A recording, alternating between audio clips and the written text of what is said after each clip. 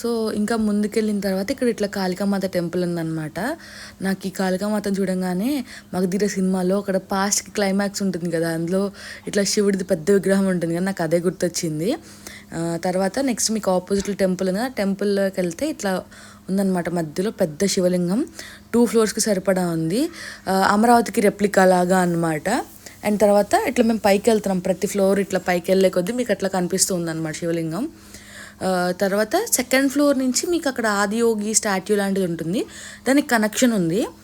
So mummy వాళ్ళందరూ ఇక్కడ చూపిస్తున్నారు అనమాట, ఇది కింద నుంచి ఇట్లా పై దాకా ఉంది లింగం అని చెప్పేసి అని.